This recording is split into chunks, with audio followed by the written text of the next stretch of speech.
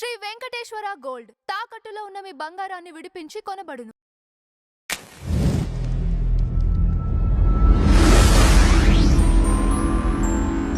నమస్కారం ప్రసాద్ గారు. నమస్తే అండి. వైసీపీ గడిచిన ఈ రెండు సంవత్సరాల్లో ప్రతిపక్ష పాత్ర పోషించిందా అంటే మీరేం చెప్తారు? అంటే ప్రతిపక్ష పాత్ర అని నేను చెప్పాలంటే వాళ్ళకి 1 to 10 స్కేల్లో ఒక 4-5 మార్కులు వేసి వదిలేస్తారు.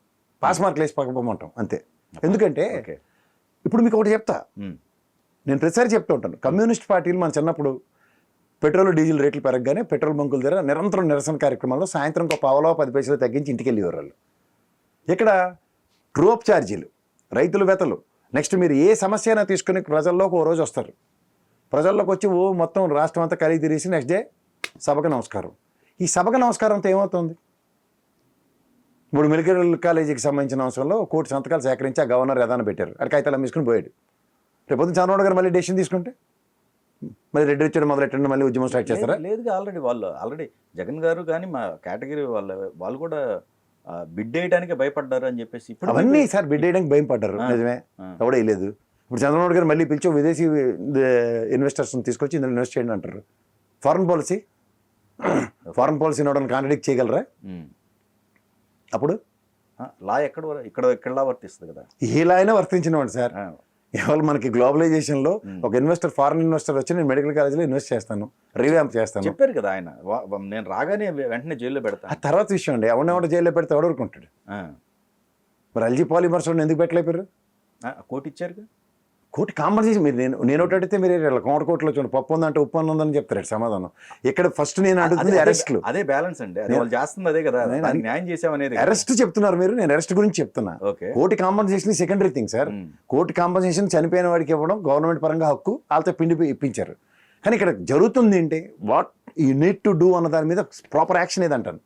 ఓకే, ఈ 2 సంవత్సరాలు ఈ నిరసన కార్యక్రమంలో అపోజిషన్గా మీరు స్ట్రెంథన్గా ఏం చేయగలిగారు? గవర్నర్ ఎవరైనా పిలిచి, చంద్రబాబు గారిని చీఫ్ మినిస్టర్ని పిలిచి, what is this, we are not allowing as per the decent of 1 crore signatures అని ఏమైనా ఒక ఇది ఇచ్చాడా అమెండ్మెంట్? లేకపోతే సుప్రీంకోర్టు కానీ హైకోర్టు కానీ 1 కోటి మంది నిరసన తెలిసిపోయిన కార్యక్రమానికి మేము కన్సర్న్ ఇస్తున్నాం, ప్రైవేటైజేషన్ కాకుండా ఆపండి అని ఏమైనా చెప్పిందా? సో అపోజిషన్ పార్టీ రోల్ అన్న దగ్గర ఎప్పుడు నాకు కనబడేది ఏంటంటే, ప్రజల తరఫున ప్రజల్ని కలుపుకుని కన్విన్సింగ్ అన్నది చాలా ఇంపార్టెంట్. ఎవరైనా సరే ప్రభుత్వం ఎందుకు ఈ పీపీపీ విధానమో లేదంటే ప్రైవేటైజేషన్కి దేనికి ఇస్తున్నామో వాళ్ళకి చెప్పవలసిన బాధ్యత ఎంత ఉందో ప్రభుత్వమే నడిపించి ఈ విధంగా చేయడానికి ప్రభుత్వం తరఫున మేము వచ్చిన తర్వాత ఇలా చేస్తామని చెప్పవలసిన బాధ్యత ఆయన మీద కూడా ఉంది. సో ఇద్దరిది అక్కడ ఆ విషయంలో balance of act needs to be justified. కానీ ఒకటి అంటున్నారు జగన్ గారు, లాస్ట్ 2 years తర్వాత నేను ఎన్నికల ముందు వస్తాను, అప్పుడు ఇంకా సినిమా చూపిద్దాం అంటున్నారుగా. అంతాక సినిమాలు రిలీజ్ అవుతున్నాయి కదా, చూడొద్దని ఎవడని చెప్పి గెజిట్ ఇచ్చాడు. ఇదేదో పవన్ కళ్యాణ్ కథలాగే ఉంటుంది. తెలంగాణలో సబ్ పెట్టుకునే వద్దంటే ఢిల్లీలో సబ్ పెట్టినట్టే ఉంటుంది. ఏది ఢిల్లీలో? అప్పుడుదా?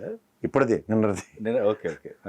చెరువు మీద వెలిగితే ఏమవుతుంది, 2వ తారీఖు పెట్టుకోవద్దు అన్నారు, 3వ తారీఖు అయితే పెట్టొద్దని ఏమైనా చెప్తే అనుకోవచ్చు. కానీ హెచ్చుకుపోయి ఢిల్లీలో పెడితే మళ్ళీ కాంట్రడిక్షనే కదా. నరేంద్ర మోడీ గారు రూపాయి ఖర్చు పెట్టొద్దని చెప్పి మనందరికీ చేతామని ఇచ్చి వెళ్తే వీళ్ళందరినీ ఫ్లైట్ టికెట్లు వేసుకుని అశోక 5-star హోటల్లో కూర్చోపెట్టి నేను తీసుమార్కానని ప్రూవ్ చేసినట్టే ఉంటుంది. మీరు 3 సంవత్సరాల తర్వాత వచ్చి ఏం చేస్తారో దేవ నిర్ణయం, ప్రజెంట్ నిర్ణయం ఏంటి అంటే పాదయాత్ర చేస్తా అంటున్నారు. చేయనండి సార్, ఎవరి కోసం? ప్రజల కోసం చేయమనండి. వాళ్ళ కార్యకర్తల నాయకుల కోసం ఏమైనా చేస్తారేమో అనుకోండి. పార్టీ పెట్టిన కాడి నుంచి ఏడుస్తున్న కార్యకర్తల నాయకులు ఉన్నారు కదా, వాళ్ళ గురించి ఏమైనా చేస్తే చెప్పమనండి. పార్టీ పెట్టిన దగ్గర నుంచి ఏడవటం ఎందుకు? ఏముంది, ఏడు చేశారు వాళ్ళకి కార్యకర్తలకి నాయకులకి ఏం జరిగింది చెప్పమండి. మరి 40% ఉన్నారు కదండి, తెలుగుదేశంకి ఉంది కదా 40%. రిమైనింగ్ 20% ఎలా గ్రాప్ చేస్తారు? ఓకే, మొన్న ఎలక్షన్ ఓట్లు చూద్దామా ఒకసారి, మాట్లాడదాం దాని గురించి. మొదటిసారి 67 సీట్లకు పరిమితం చేసినప్పుడు 5 లక్షల ఓట్లు డిఫరెన్స్. రెండోసారి మీరు గెలిచినప్పుడు 19,50,000 ఓట్లు జగన్మోహన్ రెడ్డి గారికి యాక్సెస్ వచ్చింది.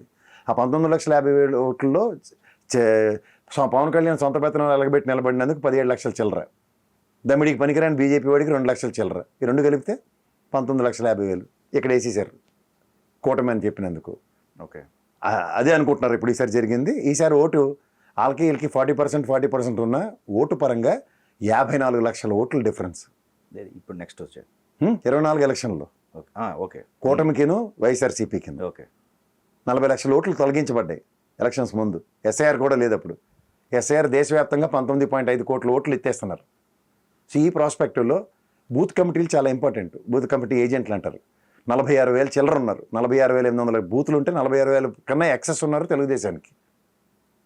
పార్టీ నెక్కచ్చైన కార్యకర్తలు వీళ్ళకి మొత్తం రాష్ట్రం అంతా కలిపితే 22,000 మంది ఉన్నారు అన్ని పార్టీలు కలిపితే. అంటే ఎంత డెఫిసిట్ ఉంది. మీ ఇంట్లో పెళ్ళికి మీ అన్నయ్య గారో లేకపోతే మీ వదిన గారో లేకపోతే మీ అక్కగారో లేకపోతే మీ చెల్లెలు గారు వచ్చిన గెస్ట్లను రిసీవ్ చేసుకున్న దానికిను వాలంటీర్ రిసీవ్ చేసుకున్న దానికి తేడా ఉంటుందా ఉండదా? అక్కడ ఎంట్రన్స్లో నేను పెట్టాను పూలును, తేడా ఉంటుందా ఉండదా? అదేలే. అండ్ లాబీ అంతా మీ చుట్టపళ్ళు ఎవరు కనబడకుండా మీ ఫ్యామిలీ ఎవరు కనబడకుండా స్టేజ్ మీద మీరు అందరూ ఉండి ఫోటో తీసుకుని వెళ్ళు అంటే అదేలే. కానీ ఒకటండి, ఇక్కడ మీరు ఫంక్షన్ ఎలా ఉంటుంది? ఒకటి కంపారిజన్ కాలేజీలో ఒకటి చెప్పారు, మిగిలినవి ఉన్నాయిగా, మిగిలిన వాటిల్లో నిరసనలు ఎక్కడ తెలియజేయలేదంటారా వాళ్ళు? ప్రతిపక్ష హోదాకి అక్కడ చేశారు కదా, మిర్చి ఆడ రైతులకి చేశారు. ఈసారి ఏమైనా గిట్టుబాటు ధర ఇప్పించారా? లేదా గిట్టుబాటు ధర ఆ రోజు ఏమైనా కేంద్ర ప్రభుత్వం మెడలోంచో లేకపోతే రాష్ట్ర ప్రభుత్వం మెడలోంచి ఇచ్చారా? ఉల్లిపాయ రైతులకు చేశారు, 50,000 అచ్చెన్నాడు ఇస్తాను కానీ వీళ్ళు మూసుకుని ఇంటికి వెళ్ళిపోయారు. వచ్చేయలేదా దాని మీద నెక్స్ట్ కంటిన్యూషన్ ఉందా? మామిడికాయ రైతులది కుమారస్వామి గారు ఉత్తరం రాస్తే 4 రూపాయలు వాళ్ళకి ఇప్పించుకున్నాడు, వీళ్ళు కూడా వెళ్ళారు, వెళ్ళి ప్రెజర్ పెట్టారు, కేంద్ర ప్రభుత్వంకి ఉత్తరం రాశారు, వచ్చేయలేదా? ఎన్ని పల్పు ఫ్యాక్టరీస్ చిత్తూరు పరిసర ప్రాంతంలో ఓపెన్ అయ్యి రమ్మన్నాడు. ఆక్వా రైతుల సమస్యలు వాళ్ళు పుట్టింది అది. ఓకే, ఏ సమస్యనా మీరు తీసుకోండి, సమస్య అంటే వీళ్ళు ఆత్మవిమర్శలో పడుతున్నారా ఎట్లా మరి? దీని ఆత్మవిమర్శ ఏమీ లేదు సార్, వాళ్ళకి ఇంట గెలిచి రచ్చగలమన్నారు. ఇంటి పోరు మామూలుగా ఉంటే ఎవడైనా బ్రహ్మాండంగా ఉంటాడు అని ఎవడైనా అంటే ఆడికన్నా వెర్రివెంగలా ఇంకోటి ఉండడు. వాళ్ళకి మదర్ సిస్టరు చాలా పెద్ద ఛాలెంజింగ్ ప్రాబ్లం ఉన్నప్పుడు ఆయన స్ట్రైట్ లైన్ పాలిటిక్స్ ఎలా చేయగలుగుతాడు? ఓకే, నిరంతరం కోతిపుండు బ్రహ్మరాక్షసిను అలా గేదె మీద పుండు పొడిచినప్పుడు కేక అలా పొడుస్తుంది అనుకో, తగ్గుద్దేటి. ఓకే, దానికి మందు రాసో కట్టుర కట్టే అవతల పోతే గేదెని 4 రోజులు షెడ్లోనే కట్టి కాకులు రాకుండా చూస్తే తగ్గే కార్యక్రమం ఉంటుంది. అంటే ఎక్కువ శాతం అండి మీరు 20% ఒకటి చెప్పారు, ఆ 20% మేజర్ ఓటింగ్కి సంబంధించింది, డిసైడింగ్ ఫ్యాక్టర్స్ వాళ్ళు కదా. అయితే ఒకటి యాంటింగ్ మనిషి, రెండోది ఏంటంటే ప్రతి సందర్భంలో వాళ్ళు అబ్జర్వ్ చేసేది ఏముంటుంది ప్రసాద్ గారు అంటే వీళ్ళ ప్రవర్తన విధానం ఖచ్చితంగా వాచ్ చేస్తుంటారు కదా. ఆ 20% వాళ్ళు ఎవరైతే ఇప్పుడు మీకు యుద్ధం ఇప్పటికీ రపరపమా అనేది అదే స్లోగన్ కంటిన్యూ అవుతున్నారు, ఇది వాచ్ చేయరు వాళ్ళు. అది ప్రొవకేషన్ అండి, రపరప అన్నది వాళ్ళు అన్నది కాదు, ఒక ప్లకార్డ్ నుంచి అది స్టిల్ ఇప్పుడు కూడా రన్ అవుతుంది. సార్ మీకు ఒక మాట చెప్తాను, మనం కాలేజీ యూనివర్సిటీలోనూ చదువుకున్నప్పుడు ర్యాగింగ్ అన్నది ఉంటుంది. ర్యాగింగ్ చేస్తున్నప్పుడు ఒక ముఖశివుడు అనటం లేకపోతే పిలికల్లుడు అంటాం, నన్నైతే పిలికల్లుడు నడిపించేవారు.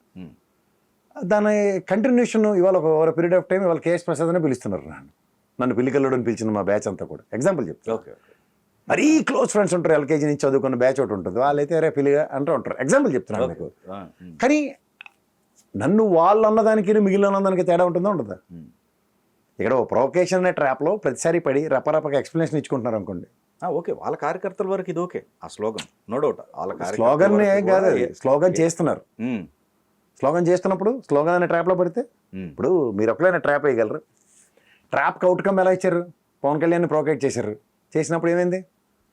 టక్కని చంద్రబాబు గారు శంఖ ఎక్కాడు, ఎక్కగానే 124 చూపించారు సినిమా. అలా మీరు ప్రొవోకేషన్ అనే ట్రాప్లో మీరు పెడితే ఎలా ఉంటుందో చూపిస్తున్నారు ఈసారి. ఇప్పుడు ఆయన దత్తపుత్రుడు అని ప్రాణాలు తినేస్తే ఏమైంది? ప్రజలు కన్సల్టేట్ అయ్యారు. ఇక్కడ మీకు జాగ్రత్తగా గమనిస్తే ప్రజలు ఏది చూడకుండా ఉండరండి. వాళ్ళ ప్రజల యుద్ధం ఒకే ఒక రోజు ఉంటుంది, ఓటు అనే ఆయుధం. కరెక్ట్. ఆ రోజు బటన్ ఏం నొక్కుతారో దేవుడికే తెలియాలి. ఎగ్జాక్ట్. నేనైతే ఎస్ఐఆర్లు మిషన్లు ఈ చెత్తాచెదరం గురించి నేను మాట్లాడను. ఎందుకు మాట్లాడినంటే గవర్నమెంట్ ఉన్నప్పుడు నువ్వు ఏం చేసావు అన్నది ప్రశ్న. 40 లక్షల ఓట్లు నీ కళ్ళ ముందు పోతే ఏం చేయలేకపోవు. చంద్రబాబు గారు కూడా ఏం చేయగలిగారు? ఎలక్షన్ కమిషన్ ముందు నిరసనలు తెలియజేయడం తప్ప. 19 ఎలక్షన్ గ్యాప్గా ఉందా మీకు? చంద్రబాబు గారు ఎలక్షన్ కమిషన్ ముందు నిరసనలు తెలియజేశారు కింద కూర్చుని, వాళ్ళు చేస్తున్న పని తప్పని. కానీ గెలిచిన తర్వాత మాత్రం వీళ్ళు కన్వీనియంట్గా అందరూ మాట్లాడకుండా కూర్చుంటారు. అసెంబ్లీకి వెళ్ళకపోవటం దీనిపైన మీ అభిప్రాయం ఏంటి? వాళ్ళు ఒకటండి, అపోజిషన్ స్టేటస్ అన్నది చాలా ఇంపార్టెంట్. ఇప్పుడు గతంలో రామారావు గారి గవర్నమెంట్లో కూడా పి జనార్దన్ రెడ్డికి అపోజిషన్ లీడర్ కింద గుర్తింపు ఇచ్చారు. అంటే క్యాబినెట్ హోదా ఇవ్వమని కాదు. అప్పుడు ఏమవుతుందంటే ప్రజా సమస్యలకి ఒక ముఖ్యమంత్రి గారు, గౌరవ ముఖ్యమంత్రి గారు కానీ లేకపోతే క్యాబినెట్ మినిస్టర్స్ కానీ మాట్లాడినప్పుడు ప్రజల తరఫున అపోజిషన్ కౌంటర్ క్వశ్చన్స్ చేయడానికి ఈక్వలెంట్ ప్రివిలేజ్డ్ టైం ఉంటుంది. ఇప్పుడు అది కనుక లేదనుకోండి, ఆయన ఒక పులివెందుల ఎమ్మెల్యే గాను లేకపోతే ఇంకో ఎర్రగొండపాలెం ఎమ్మెల్యే లేకపోతే దర్శి ఎమ్మెల్యేలు ఇలాంటి వాళ్ళ కింద మిగిలిపోతారు వీళ్ళు. సో ఈ 11 స్థానాలతో వాళ్ళు చేయగలిగేది ఏం ఉండదు. ఎందుకంటే ఒక నియోజకవర్గ ఇప్పుడు ఎర్రగొండపాలెం మీద చర్చ వచ్చినప్పుడు చంద్రశేఖర్ గారు నిలబడి మాడతారు, లేకపోతే పులివెందుల మీద చర్చ జరిగినప్పుడు జగన్మోహన్ రెడ్డి గారు నిలబడి మాడతారు. అలా ఒక్కొక్కరికి పెద్దిరెడ్డి గారు అయితే ఆయన పొంగనూరు నియోజకవర్గం వస్తే నిలబడి మాడతారు. ఎగ్జాంపుల్ చెప్తాను. ఇది ప్రజా సమస్యల మీద చర్చించడానికి అపోజిషన్కి రోల్ ఉండదు. సో దీని బదులు అందుకే అది న్యాయస్థానం ఎడ్ డిసైడ్ చేస్తుందో తెలియదు. ప్రజెంట్ అయితే ఇప్పుడున్న గవర్నమెంట్ స్పీకర్ వ్యవస్థ ఆయన్ని గుర్తించదు. సో గుర్తించినప్పుడు తప్పదు. ఇప్పుడు మన కాన్స్టిట్యూషన్ కూడా 90 రోజులకు అసెంబ్లీ సమావేశాలు పెడితే రోజు మొఖం చూపిస్తే చాలు, దీన్ని కూడా ఏం చేయలేడు. కానీ మీరు ఇప్పుడు అదే స్పీకర్ మీద అన్నారు, వాళ్ళు కూడా రండి అని చెప్పేసి ప్రతి సందర్భం చాలా సందర్భాల్లో వాళ్ళు కోరటం జరుగుతూ ఉంది. రఘురామకృష్ణరాజు గారు అయితే ఎన్నో సందర్భాల్లో అడగటం జరిగింది, రండి అసెంబ్లీకి రండి అన్నదానికి, అసెంబ్లీలో మీకు అపోజిషన్ రోల్ ఇస్తాం రండి అన్నదానికి చాలా తేడా ఉంటుంది. అంటే అపోజిషన్ ఉంటేనే అక్కడ ప్లే చేయాల్సి వస్తుంది అంతే, లేదంటే అసలు నో యూజ్. ఎందుకు టైం ఉండదు, రాష్ట్ర సమస్యల మీద మాట హక్కు ఉండదు. పులివెందుల ఎమ్మెల్యేగా కన్ఫైన్ అవ్వాలి. ఓకే, ఇదే అక్కడ ఉన్న క్రిటికాలిటీ. అపోజిషన్ లీడర్ కింద గుర్తించబడితే ఫ్లోర్లో అప్పుడు ఆయన రాష్ట్ర సమస్యలకి ప్యారల్గా ప్రతి దాన్ని క్వశ్చన్ చేసే హక్కు ఉంటుంది. అదే పులివెందుల ఎమ్మెల్యే అంటే ఉండదు, రాష్ట్ర సమస్యను చర్చించడానికి ఉండదు. Territory fixed. రాష్ట్ర సమస్యను చర్చించడానికి ముఖ్యమంత్రి గారు ఉన్నారు కదా. అపోజిషన్ పార్టీ అన్నది ఎందుకు గుర్తింపు అడుగుతారంటే ప్రజల తరఫున ప్రభుత్వ నిర్ణయాలన్నీ 100కి 100 మార్కులు ఎవరు అయ్యారు కదా. ఇది ఉందా అండి అసెంబ్లీలో? ఓన్లీ దాని వరకే చర్చించడం ఉండదు, మిగతా వాటిని ఎక్కడ రాష్ట్రానికి సంబంధించింది? ఎందుకంటే ఈయన మాజీ ముఖ్యమంత్రి కదా.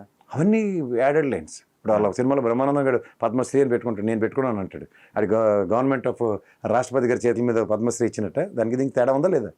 ఓకే, ఫ్లోర్ ఆఫ్ ద హౌస్లో స్పీకర్ని ఎలా నిర్ణయిస్తారో, డిప్యూటీ స్పీకర్ని ఎలా నిర్ణయిస్తారో, అలాగే గవర్నర్ గారి సమక్షంలో రాష్ట్ర క్యాబినెట్ ఎలా ప్రమాణ స్వీకారం చేస్తుందో, అలాగే అపోజిషన్ కూడా ఫ్లోర్లో డిసైడ్ చేయబడాలి.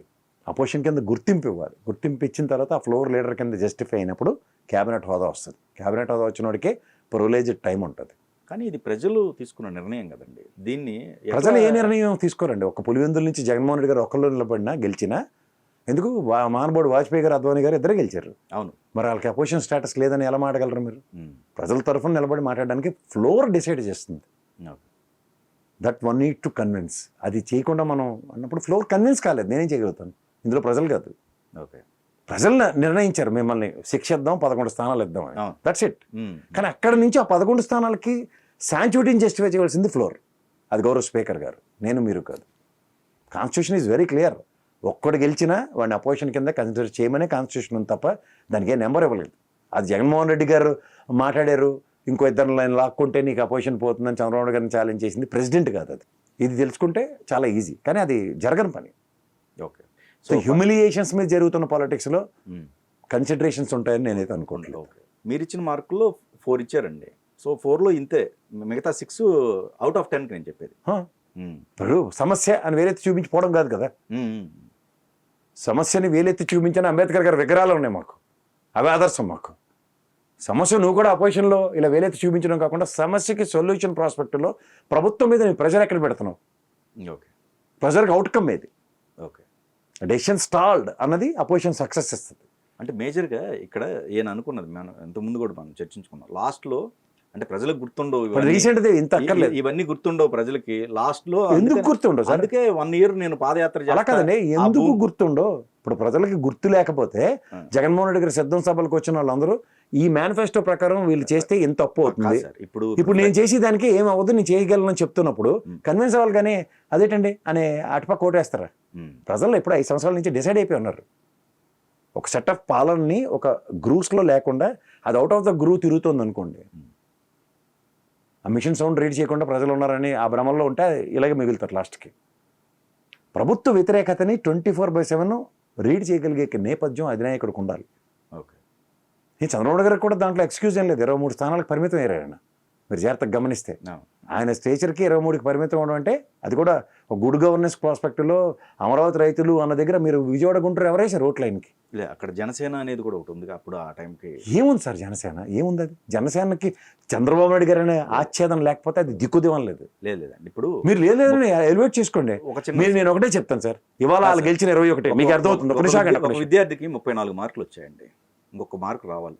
లేదు 30 మార్కులు వచ్చాయి, ఇంకొక 5 మార్కులు రావాలి. మీరు పాస్ ఎక్కడ చూస్తారు? 35 వస్తేనే కదా కదా కదా కదా అదే జనసేన. ఆ స్ట్రెంత్ ని తక్కువ అంచనా వేసుకుంటే ఎట్లా? తప్పు మాడుతున్నారు మీరు. ఎందుకు తప్పు మాడుతున్నారు అంటే జాగ్రత్తగా వినండి. ఓటు చీలిక ఆయన ఫస్ట్ నుంచి చెప్పి ఓటు చీలిక నేను ఇందాక నుంచి చెప్తుంది అదే కదా మీకు. 19,50,000 ఓట్లు బీజేపీ తెలుగుదేశం జనసేన పరంగా యాడ్ అయిన దాకా కాకుండా ఇంకో 34 లక్షల ఓట్లు ఎక్స్ట్రా తెలుగుదేశంకి వచ్చాయి. ఇది potential and original ability of Telugu Desam. ఇది వాళ్ళ బృహత్తర కృషి. చాలా తెలుసా మీకు? ఏమి ఇచ్చుకున్నారు వాళ్ళు? అలాగే కూర్చొని చెమచాక ఆడుకోలేదు తెలుగుదేశం ఎలక్షన్స్ ముందు 1-2 years బిఫోర్ అది నో డౌట్ అండి. చంద్రబాబు నాయుడు గారు టీడీఎల్పీ సురేష్ లాంటి వాళ్ళు డిసైడ్ చేసుకుంది ఏంటంటే వాళ్ళ గణం నియోజకవర్గానికి 1,00,000 ఓట్లు కావాలి. గెలుపోటలు మాట్లాడుకోలే, నియోజకవర్గానికి 1,00,000 ఓట్లు కావాలనుకున్నారు. ఇది స్లోగన్.